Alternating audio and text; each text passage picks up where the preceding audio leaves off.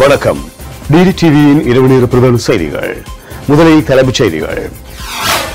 மக்கள் நலன் சார்ந்த விடயங்களுக்கு தடையாக இருப்பவர்கள் தமிழ் தேசிய கூட்டமைப்பினரே, சமூக நலன் விரும்பிகள் குற்றச்சாட்டு. யாழ்ப்பாணம் நாவாந்துறையில் இளம்பெண் கடத்த முற்பட்ட சம்பவம் தொடர்பில் நீதி வேண்டும், யாழ் நாவாந்துறையில் கவன ஈர்ப்பு போராட்டம். வடக்கில் பாத்தினிய செடிகளின் வளர்ச்சி வீதம் அதிகரிப்பு, விவசாய செய்கையும் கால்நடை வளர்ப்பும் கடும் பாதிப்பு. இனி விரிவான செய்திகள். முதலில் உள்நாட்டுச் செய்திகள். தமது அரசியல் காரணங்களை முன்வைத்து மக்களுக்கானதும் ஒரு பிரதேசத்தின் அபிவிருத்திக்குமானதுமான அபிவிருத்திகளை தடுத்து நிறுத்துவது என்பது மக்களுக்கு செய்யும் பாரிய துரோகமாகும். இவ்வாறான துரோகத்தையே யாழ்ப்பாணத்திற்கான இரணிமடு குடிநீர் திட்டத்தை தடுத்து நிறுத்துவதனூடாக தமிழ் தேசிய கூட்டமைப்பும் அவ்வாறானதொரு துரோகத்தையே வாக்களித்த மக்களுக்கு செய்துள்ளது என நலன் விரும்பிகள் மற்றும் புத்திஜீவிகள் குற்றம் சாட்டியுள்ளனர். இரணிமடு குளம் என்பது தனியே கிளிநொச்சி மாவட்ட மக்களை மட்டுமின்றி வடமாகாண மக்களையே வாழ வைக்கும் ஒரு ஜீவோதாய நீர்த்தேக்கம் என்பதில் எவ்விதமான மாற்று கருத்துக்கும் இடமில்லை. யுத்தம் நிறைவுக்கு வந்ததன் பின்னர் யாழ்ப்பாணம் மற்றும் கிளிநொச்சி மாவட்டங்களில் வாழும் மக்களது வாழ்வாதாரமும் பொருளாதாரமும் ஓரளவு முன்னேற்றம் கண்டு வருகிறது. இருந்தபோதிலும் யாழ் குடநாட்டை பொறுத்தவரையில் தீவகம் உள்ளிட்ட குடநாட்டின் வடபகுதியில் பல்வேறு பகுதிகளில் குடிநீருக்கு பெரும் தட்டுப்பாடு நிலவி வருகின்றது. இது வளமையான விடயமாகவே இருக்கிறது. குறிப்பாக கடும் கோடை காலங்களில் மக்கள் சுத்தமான குடிநீரை பெற்றுக் கொள்வதில் பல்வேறுபட்ட இடர்பாடுகளுக்கு முகம் கொடுத்து வருகின்றனர். குறிப்பாக தீவக பகுதிகளில் மக்கள் மட்டுமின்றி கால்நடைகளும் குடிநீரை பெற்றுக் கொள்வதிலும் அவ்வப்போது மிகுந்த நெருக்கடிகளுக்கும் இடர்பாடுகளுக்கும் முகம் கொடுத்து வருகின்றமையும் சுட்டிக்காட்டத்தக்கது. இந்த நிலையில் இவ்வாறான குடிநீர் பிரச்சினைக்கு தீர்வு காணும் வகையில் யாழ்ப்பாணம் இரணிமடு குடிநீர் திட்டம் 2012ஆம் ஆண்டு முதல் பல்வேறு பிரச்சனைகளுக்கு முகம் கொடுத்து வரும் நிலையில் அந்த பிரச்சனைகளுக்கு தீர்வு கண்டு குடநாட்டு குடிநீரை விநியோகிக்கக்கூடிய நிலைக்கு இரணிமடு குளம் தற்போது 36 அடி வரை புனரமைப்பு செய்யப்பட்டுள்ளது. முந்தைய காலங்களில் இரணிமடு குளத்தின் அணைக்கட்டு 34 அடியாக இருந்தது. தற்போது குளத்தின் நீர் அளவு கூடியிருக்கின்ற நிலையில் குடநாட்டுக்கு குடிநீரை விநியோகிக்கக்கூடிய நிலை தற்போது காணப்படுகிறது. இருந்தபோதிலும் குடநாட்டுக்கு குடிநீர் விநியோகத்துக்கு போதுமான அளவு நீர் இருப்பதாக நிபுணர் குழு தெளிவாக குறிப்பிட்டுள்ள நிலையிலும் இரணிமடு குளத்தின் ஊடாக நீரை வழங்கும் போது எவ்விதமான பாதிப்பும் கிளிநொச்சி மாவட்ட மக்களுக்கோ அன்று விவசாயிகளுக்கோ ஒருபோதும் ஏற்பட போவதில்லை என்றும் நிபுணர்கள் சுட்டிக்காட்டியுள்ளனர். முன்னர் யாழ்ப்பாணத்துக்கான இரணிமடு குடிநீர் திட்டத்தை நிறைவேற்றுவதற்கு தமிழ் தேசிய கூட்டமைப்பு ஆரம்ப காலங்களில் ஆதரவு தெரிவித்திருந்த போதிலும் தற்போது இந்த குடிநீர் திட்டம் தொடர்பாக தமிழ் தேசிய கூட்டமைப்புக்குள்ளேயே வேறுபட்ட கருத்து நிலைப்பாடுகள் நிலவி வருவதை காண முடிகிறது. அதிலும் தமிழ் தேசிய கூட்டமைப்பின் நாடாளுமன்ற உறுப்பினரான ஸ்ரீதரன் இரணிமடு குடிநீர் திட்டத்தை எதிர்க்கும் வகையில் தன்னுடைய கருத்துக்களையும் செயற்பாடுகளையும் முன்னெடுத்து வருகின்றார். இந்த நிலையில் தான் சில விவசாய அமைப்புகளின் பின்னணியில் நாடாளுமன்ற உறுப்பினர் ஸ்ரீதரன் செயற்படுவதாகவும் மக்கள் தரப்பில் விசனம் தெரிவிக்கப்பட்டு வருகிறது. யாழ்ப்பாணம் மண்டதீவைச் சேர்ந்த நாடாளுமன்ற உறுப்பினர் ஸ்ரீதரன் கிளிநொச்சியில் உள்ள இரணிமடு குளத்திலிருந்து யாழ் குடநாட்டுக்கு குடிநீர் செல்லும் திட்டத்தை எதிர்ப்பதன் ஊடாக கிளிநொச்சி பிரதேச மக்கள் மத்தியில் தன்னுடைய அரசியல் ஆதரவு அதிகரிக்கும் என்றே கருதுகின்றார். ஒரு பிரதேசத்தின் அபிவிருத்திக்கு ஸ்ரீதரன் மட்டுமல்ல, தமிழ் தேசிய கூட்டமைப்பும் இவ்வாறு எதிர்ப்பு தெரிவிக்கின்றமையானது மக்களுக்கு செய்யும் மாபெரும் துரோகமாகும். அது மாத்திரமன்று தமிழ் தேசிய கூட்டமைப்பு இவ்வாறு பல்வேறு நலத்திட்டங்களுக்கும் முயற்சிகளுக்கும் குந்தகம் ஏற்படுத்தும் வகையிலும் மற்றும் விளைவிக்கின்ற வகையிலும் ஒருபோதும் செயற்படுவது மன்னிக்க முடியாத குற்றமாகும். மக்களின் அத்தியாவசிய தேவையான நீரை பெற்றுக் கொடுக்கும் அரசாங்கத்தின் திட்டங்களை தமது அரசியலுக்காகவும் சுயலாபங்களுக்காகவும் தடுத்து நிறுத்துவது என்பது வடபகுதி மக்களுக்கு இழைக்கும் பெரும் பாதகமான செயலாகும் என்பதை உணர்ந்து எதிர்வரும் காலத்திலாவது இந்த குடிநீர் திட்டத்தை செயற்படுத்த தமிழ் தேசிய கூட்டமைப்பு எதிர்க்கும் தமது கைங்கரியங்களை கைவிடுமா என்பதே மக்களிடம் இப்போது உள்ள கேள்வியாகும் என்றும் நலன் விரும்பிகளும் புத்திஜீவிகளும் சுட்டிக்காட்டியுள்ளனர். யாழ்ப்பாணம் நாவாந்துறையில் சிறுமியை கடத்த முற்பட்ட சம்பவம் தொடர்பாக நீதியை பெற்றுத் தருமாறு வலியுறுத்தி கவன ஈர்ப்பு போராட்டம் ஒன்று முன்னெடுக்கப்பட்டுள்ளது. இந்த போராட்டம் இன்றைய தினம் காலை நாவாந்துறை சந்தை முன்பாக அந்த பகுதி மக்களால் முன்னெடுக்கப்பட்டுள்ளது. நாவாந்துறை பகுதியில் கடந்த சில நாட்களுக்கு முன்னர் சிறுமி ஒருவரை கடத்த முயற்சித்த ஒருவரை பொதுமக்கள் மடக்கி பிடித்து போலீசாரிடம் ஒப்படைத்திருந்தனர். இதனை அடுத்து குறித்த நபர் சிகிச்சைக்காக யாழ் போதனா வைத்தியசாலையில் அனுமதிக்கப்பட்டிருந்த வேளை குறித்த நபர் அங்கிருந்து தப்பிச் சென்றுள்ளார். இந்த நிலையில் குறித்த நபரை போலீசார் கைது செய்து உரிய விசாரணைகளை மேற்கொண்டு நீதிமன்றில் முற்படுத்த வேண்டும் என கோரிக்கை விடுத்து பொதுமக்கள் போராட்டத்தில் ஈடுபட்டுள்ளனர்.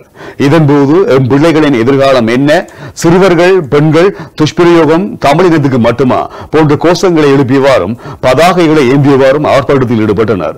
இதேவேளை இந்த விடயம் தொடர்பாக தெரிவித்த போலீசார் அந்த நபர் மீது எவ்விதமான முறைப்பாடுகளையும் எவரும் பதிவு செய்யாமையினால் அந்த நபரை கைது செய்யவில்லை என தெரிவித்துள்ளனர். மேலும் குறித்த நபர் மீது போலீஸ் நிலையத்தில் முறைப்பாடு பதிவு செய்யப்பட்டால் அவரை கைது செய்து விசாரணைகளை முன்னெடுக்க முடியும் எனவும் அவர்கள் தெரிவித்துள்ளனர். ஒரு சிறுமி 10 வயது சிறுமி கடத்தல் சம்பந்தமாக அந்த இடத்தில் சரியான ஆதாரபூர்வமாக அந்த மக்கள் அந்த நபரை சுற்றி வளைக்கப்பட்டு பிடிக்கப்பட்டு அந்த நபரை உரிய முறையில் எங்களுடைய போலீஸ் அதிகாரம் கொண்ட அரச உத்தியோகத்தரான நமது கிராம சேவையாளரிடம் முறையாக ஒப்படைத்தனர். அந்த வகையில் ஒப்படைக்கப்பட்டு போலீஸ் நிலையத்துக்கு தகவல் அனுப்பப்பட்டது. அந்த தகவல் அனுப்பப்பட்டு 2-3 மணித்தியாலங்களின் பின்னர் தான் போலீஸ் இங்கே வரப்பட்டது. அதற்கு முன்னர் அந்த நபர் அந்த பொதுமக்களால் நயப்பிழைக்கப்பட்டு அவர் போலீஸ் உரியவர்களிடம் ஒப்படைக்கப்பட்டது. அந்த வகையில் உரியவர்கள் அங்கு சென்று வைத்தியசாலையில் ஒப்படைத்ததாகவும் பின்னர் அவர் தப்பியோடியதாகவும் எமக்கு தகவல் கிடைக்கப்பட்டன.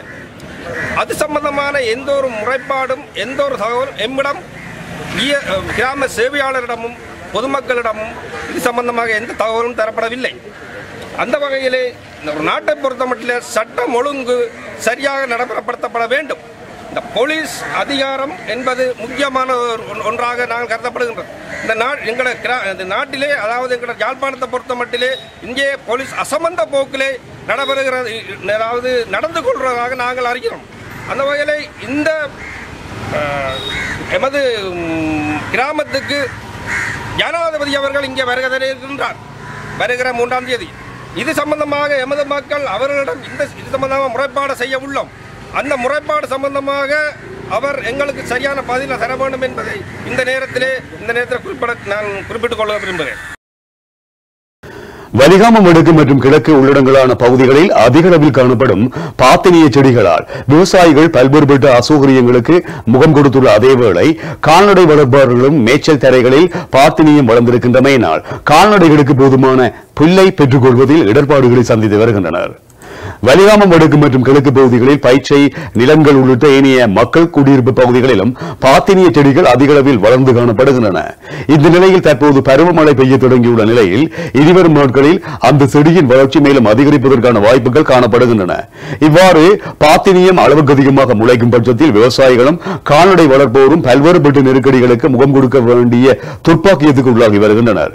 குறிப்பாக பயிற்சை நிலங்களில் இந்த செடிகள் காணப்படுவதனால் விவசாயிகள் தமது விவசாய செய்கைகளை உரிய முறையில் மேற்கொள்ள முடியாமலும் பயிரிடப்படுகின்ற விவசாய உற்பத்திகளின் ஊடாக அதிக அளவிலான பலாபலன்களையும் பெற முடியாத நிலை உள்ளதாகவும் விவசாயிகள் கவலை தெரிவிக்கின்றார்கள். இதனிடையே பயிற்சியை நிலங்களை தவிர்ந்த ஏனைய நிலங்களிலும் காணிகளிலும் பாத்தினிய செடிகள் அதிக அளவில் காணப்படுவதனால் கால்நடைகளையும் குறித்த நிலப்பகுதிகளில் மேய்ச்சலுக்காக பயன்படுத்த முடியாத நிலைமை இருப்பதாகவும் கால்நடை வளர்ப்போர்கள் சுட்டிக்காட்டியுள்ளார்கள். பாத்தினிய செய்கைகள் மனிதனின் உயிர் வாழ்வுக்கு மட்டுமல்லாது கால்நடைகளின் உயிர் வாழ்வுக்கும் பாதகமாக இருப்பதாகவும் இது தொடர்பில் துறை சார்ந்தவர்கள் இதுவரையில் உரிய நடவடிக்கை எடுக்காததன் விளைவே விவசாயிகளும் கால்நடை வளர்ப்போரும் தற்போது எதிர்கொண்டு வரும் இடர்பாடுகளுக்கு முக்கியமான காரணம் எனவும் பல்வேறு தரப்பினராலும் சுட்டிக்காட்டப்பட்டுள்ளது. மலையகத்தில் கடுமையான பனிப்பொழிவு நிலவுகின்றமையினால் தேயிலை கொழுந்துகள் கருகும் நிலைமை ஏற்பட்டுள்ளது. இதனால் தொழிலாளர்களும் பல்வேறு சிரமங்களையும் எதிர்நோக்கியுள்ளனர்.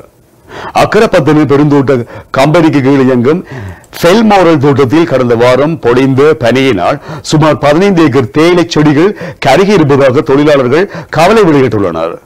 குறித்த தோட்டத்தில் 80 ஏக்கர் தேயிலை மலைகள் இருக்கின்ற போதிலும் இதில் 15 ஏக்கர் பனியினால் பெரிதும் பாதிப்புக்கு உள்ளாகி இருப்பதாக அவர்கள் சுட்டிக்காட்டியுள்ளனர். இதனால் தொழில் வாய்ப்பின்றி இக்கட்டான சூழ்நிலைக்கு தள்ளப்பட்டிருப்பதாகவும் தோட்ட நிர்வாகத்தினால் தினமும் பறிக்க கூறுகின்ற 18 கிலோகிராம் தேயிலையை பறிக்க முடியவில்லை எனவும் தோட்ட தொழிலாளர்கள் குறிப்பிட்டுள்ளனர். மேலும் குடும்ப செலவினை சமாளிக்க முடியாத அளவு பொருளாதார சிக்கலுக்கு முகம் கொடுத்திருப்பதாகவும் அவர்கள் தெரிவித்துள்ளனர். ஆகவே தேயிலை செடிகளில் கொழுந்து விளைச்சல் அதிகரிக்கும் வரை தமது தோட்ட நிர்வாகம் நிவாரண உதவிகளை வழங்க முன்வர வேண்டும் என தொழிலாளர்கள் கோரிக்கை விடுத்துள்ளனர். இலங்கையில் சமாதானம் மற்றும் நல்லிணக்கத்தை வேண்டி யாழ்ப்பாணத்திலிருந்து கொழும்பு நோக்கி மாற்றுத்திறனாளி ஒருவர் 3 சில்லு துவிச்சக்கர வண்டியில் பயணம் ஒன்றை ஆரம்பித்துள்ளார். தமிழ் மாற்றுத்திறனாளிகள் அமைப்பின் ஒழுங்கமைப்பில் குறித்த பயணம் இன்றைய தினம் காலை 9 மணிக்கு யாழ் மத்திய பேருந்து நிலையத்திலிருந்து ஆரம்பிக்கப்பட்டுள்ளது. இந்த பயணத்தில் கொழும்பு நோக்கி செல்லும் மாற்றுத்திறனாளியான முகமது அலி என்ற இளைஞன் கொழும்பிலிருந்து இதர பகுதிகளுக்கு சென்று மீண்டும் யாழ்ப்பாணம் நோக்கி பயணிக்க உள்ளார். இலங்கையில் சமாதானம் மற்றும் இனங்களுக்கு இடையில் நல்லிணக்கம் உருவாக்கப்பட வேண்டும், மாற்றுத்திறனாளிகளின் அடிப்படை உரிமைகள் பாதுகாக்கப்பட வேண்டும் என வலியுறுத்தியே இந்த பயணம் மேற்கொள்ளப்பட்டிருப்பதாக முகமது அலி இதன்போது சுட்டிக்காட்டியுள்ளார். தினத்தை முன்னிட்டு சமூக நல்லிணக்கத்துக்காக என்னுடைய சக்கர நாட்காலியில் நாடளாவ ரீதியில் சக்கர நாட்காலி ஓட்டத்தை தனிப்பட்ட முயற்சியில் ஓட்டத்தை ஆரம்பித்திருக்கின்றேன். மாற்றுத்திறனாளிகள் என்பவர்கள் இனம், மத, மொழி கடந்து நாடுகளை கடந்து உலகளாவிய ரீதியில் நடைபெறும் போரின் விளைவுகள் விபத்துக்களின் ஏற்படுகின்ற விளைவுகளினால் மாற்றுத்திறனாளிகள் எண்ணிக்கை உலகளாவிய ரீதியில் அதிகரித்து கொண்டே இருக்கின்றது. இவ்வாறான மாற்றுத்திறனாளாகிய எங்களுக்கு சட்டம் அந்த அடிப்படை உரிமைகளை சலுகைகளையும் தாருங்கள். எமது வாழ்வை ஓரளவு துன்பம் குறைந்து வாழ்வாக முன்னெடுக்க முடியும். அணுகும் வசதி கொண்ட கட்டிடங்கள், அணுகும் வசதி கொண்ட மலசெலவு ஊடகங்கள், மாற்றுத்திறனாளிகளுக்கு பொருத்தமான போக்குவரத்து போன்றவற்றை அரச நிறுவனங்களும் தனியார் நிறுவனங்களும் ஏற்படுத்தி தர வேண்டும் என்ற ஒரு முழக்கத்தோடு என்னுடைய சக்கர நாட்காலியில் ஓட்டத்தை ஆரம்பித்திருக்கின்றேன். 1 கிலோ நெல்லின் விலையின் 2 மடங்கு விலைக்கு அரிசியை விற்பனை செய்வதற்கு நெல் ஆலை உரிமையாளர்கள் இணக்கம் தெரிவித்துள்ளனர். விவசாயிகள், வர்த்தகர்கள் மற்றும் நுகர்வோரை பாதுகாப்பதே இதன் நோக்கமாகும். குறித்த விலை மறுசீரமைப்பு ஏப்ரல் மாதம் முதல் அமல்படுத்த இருதரப்பினரும் இணக்கம் தெரிவித்துள்ளனர். அமைச்சர் பி. கரிசன் தலைமையில் விவசாய அமைச்சில் சிறிய மற்றும் பாரிய அளவிலான நெல் ஆலை உரிமையாளர்களுடன் இடம்பெற்ற கலந்துரையாடலின் போது இந்த இணக்கம் எட்டப்பட்டிருக்கிறது. இந்த வருட பெரும்போகத்தில் நெல் கொள்வனவுக்காக அரசாங்கத்தினால் நிர்ணயிக்கப்பட்ட விலை பட்டியலை தமது நிறுவனங்களுக்கு முன்பாக காட்சிப்படுத்தவும் நிறுவனங்கள் இணக்கம் தெரிவித்துள்ளன. இதற்கமைய 1 கிலோ சம்பா நெல் 41 ரூபாவுக்கும் 1 கிலோ நாடு ரக நெல் 38 ரூபாவுக்கும் கொள்வனவு செய்யப்படும். எதிர்வரும் பண்டிகை காலத்துடன் இணைந்ததாக 1 கிலோ சம்பாவை 85 ரூபாய் என்ற உச்ச வரம்புக்குட்பட்டவாறு நுகர்வோருக்கு வழங்க இங்கு இணக்கம் தெரிவிக்கப்பட்டுள்ளது. அரச மருந்தாளர்கள் நாடளாவிய ரீதியில் பணிப்புறக்கணிப்பில் இன்று ஈடுபட்டுள்ளனர். அந்த வகையில் மன்னார் மாவட்ட அரசு வைத்தியசாலைகளில் இருக்கின்ற மருந்தாளர்கள் இன்று காலை முதல் பணிப்புறக்கணிப்பில் ஈடுபட்டுள்ளனர். தற்போது அரசாங்கத்தால் புதிதாக அறிமுகப்படுத்தப்பட்டிருக்கும் மருந்தக உதவியாளர் நியமனங்களை உடனடியாக நிறுத்த கோரி மன்னார் பொது வைத்தியசாலை மற்றும் பிரதேச வைத்தியசாலை மருந்தாளர்கள் பணிப்புறக்கணிப்பை முன்னெடுத்துள்ளனர். குறித்த பணிப்புறக்கணிப்பினால் இன்றைய தினம் வைத்திய பரிசோதனைக்காக வருகை தந்த நோயாளர்கள் மருந்துகளை பெற்றுக்கொள்ள முடியாமல் சிரமங்களுக்கு உள்ளாகியுள்ளனர். மேலும் மன்னார் மாவட்ட பொது வைத்தியசாலைக்கு தூர இடங்களில் இருந்து வந்த மக்களும் பல்வேறு அசௌகரியங்களுக்கு முகம் கொடுத்ததோடு நீண்ட நேரம் காத்திருந்து ஏமாற்றத்துடன் சென்றுள்ளனர். அரசாங்க மருந்தாளர் சங்கத்தின் ஏற்பாட்டில் நாடு முழுவதும் குறித்த பணிப்புறக்கணிப்பு முன்னெடுக்கப்பட்டுள்ளமை குறிப்பிடத்தக்கது. வசதி கட்டணம் மற்றும் சேவை கட்டண தொகையிலும் பார்க்க கூடுதலான தொகையை சட்டவிரோதமாக அறவிடும் பாடசாலை அதிபர்களுக்கு எதிராக கடும் நடவடிக்கை மேற்கொள்ளப்பட இருப்பதாக கல்வி அமைச்சு தெரியப்படுத்தியிருக்கின்றது. இதற்கான ஆலோசனைகளை கல்வி அமைச்சர் அகிலவிராஜ் காரியவசம் அமைச்சின் செயலாளர்களுக்கு வழங்கியுள்ளார். வசதி கட்டணம் மற்றும் சேவை கட்டணத்தை அறவிடும் போது இதற்கு தேசிய பாடசாலையின் கல்வி அமைச்சின் செயலாளர்கள், மாகாண பாடசாலையின் மாகாண கல்வி செயலாளர்களின் அங்கீகாரத்தை பெற்றுக் கொள்ள வேண்டும். அவ்வாறு இல்லாத பட்சத்தில் தமது விருப்பத்துக்கு அமைவாக சுற்றறிக்கையை மீறிய வகையில் பாடசாலை அதிபர்கள் கட்டணங்களை அறவிட முடியாது என்று கல்வி அமைச்சு தெரியப்படுத்தியிருக்கின்றது. இது தொடர்பான முறைப்பாடுகளை 1998 ஆண்டு என்ற உடனடி மன்னிக்க வேண்டும். இது தொடர்பான முறைப்பாடுகளை 1998 என்ற உடனடி தொலைபேசி இலக்கத்தினூடாக கல்வி அமைச்சுக்கு பொதுமக்களால் அறிவிக்க முடியும் எனவும் கல்வி அமைச்சு தெரிவித்துள்ளது.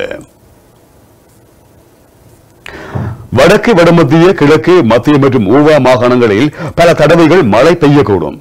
ஏனைய பிரதேசங்களில் பிரதானமாக சீரான வானிலை நிலவும் என எதிர்பார்க்கப்படுகிறது. கிழக்கு கடற்பரப்புகளில் பல தடவைகள் மழை பெய்யக்கூடும் என எதிர்பார்க்கப்படுவதுடன் நாட்டை சூழவுள்ள ஏனைய கடற்பரப்புகளில் பிரதானமாக சீரான வானிலை நிலவும் என எதிர்பார்க்கப்படுகிறது.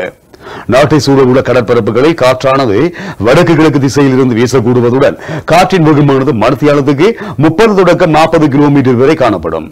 மன்னாரில் இருந்து புத்தளம் ஊடாக நீர்கொழும்பு வரையிலான கரையோரத்துக்கு அப்பாற்பட்ட கடற்பரப்புகளிலும் ஹம்பாந்தோட்டையில் இருந்து பொத்துவில் வரையிலான கரையோரத்துக்கு அப்பாற்பட்ட கடற்பரப்புகளிலும் காற்றானது அவ்வப்போது மணித்தியாலத்துக்கு 50 கிலோமீட்டர் வரை அதிகரித்து வீசக்கூடுவதுடன் அவ்வேளைகளில் கடல் கொந்தளிப்பாகவும் காணப்படும். சிறிய வர்த்தக விளம்பர இடைவெளியை தொடர்ந்து டிடியின் வெளிநாட்டு செய்திகள், விளையாட்டு செய்திகளை நீங்கள் பார்க்கலாம்.